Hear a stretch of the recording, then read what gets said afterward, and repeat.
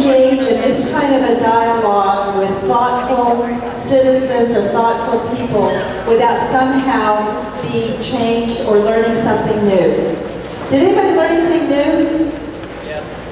What'd you learn? Yes, ma'am.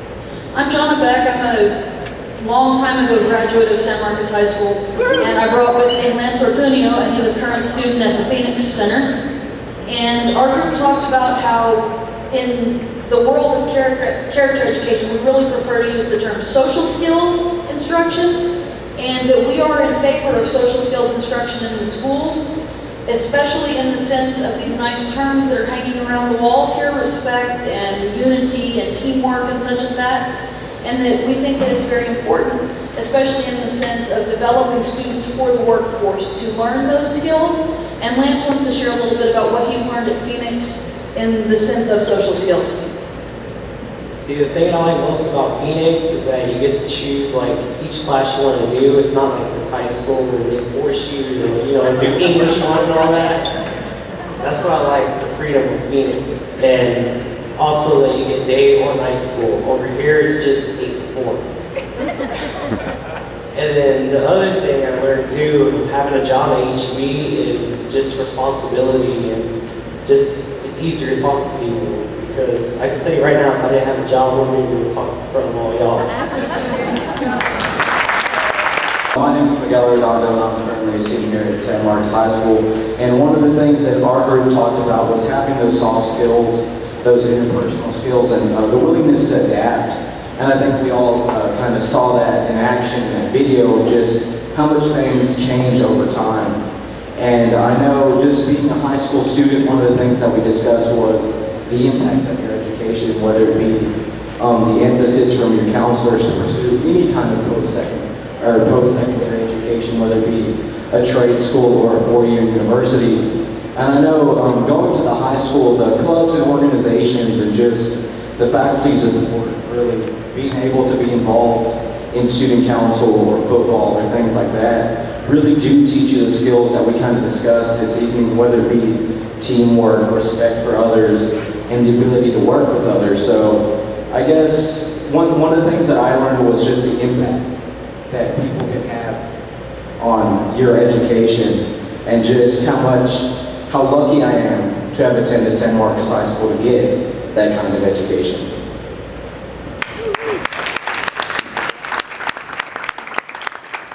It is really interesting to think about how much of it is about people to people. And even when you were talking about the things that prepared you to be successful in the workplace, a lot of times it was around individuals that you had encountered in your life, or just the skills outside of it. What I've learned from the discussion we have talked is communication skills throughout your school and the community around you.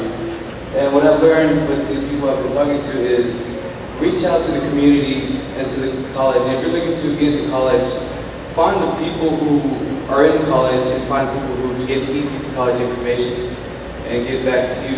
And sometimes I know the high school has different colleges that come to here. Students, don't we have some outstanding students? Let's give them a hand.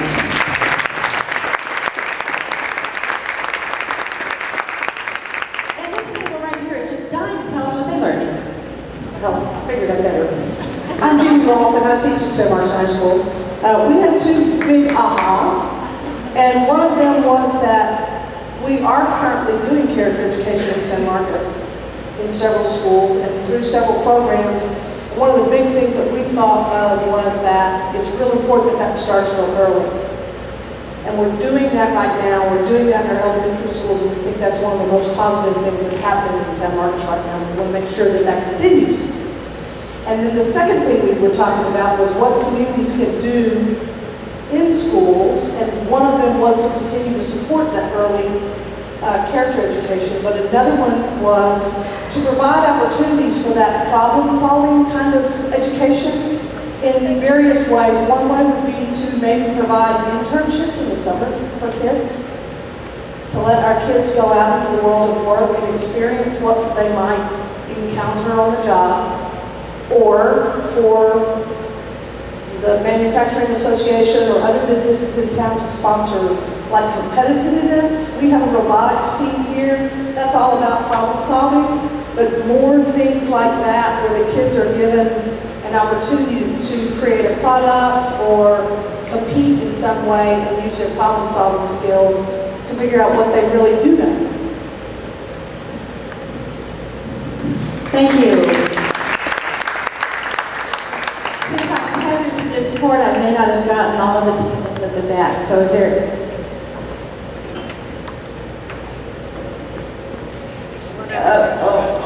They're thinking about it. They're thinking about it. Who got drafted? Another high school teacher. My name is Beth Waltman, and I teach at the high school as well. We had a lot of wonderful discussion at our table, and several things came up. One was character that you think is going on at home, when it hits the door of the high school, changes. And we think that we supported the community for the career academies can make that different, that we may actually be able to engage in the kinds of social education that the elementary schools are able to do, because our kids get lost in the hallways and they become different people at the high school than we like them to be, because when they do that, it changes what can happen in the classroom. And so we're not as able to transition those students to the next level because we're not able to facilitate education as well as we would like to. That was one biggie.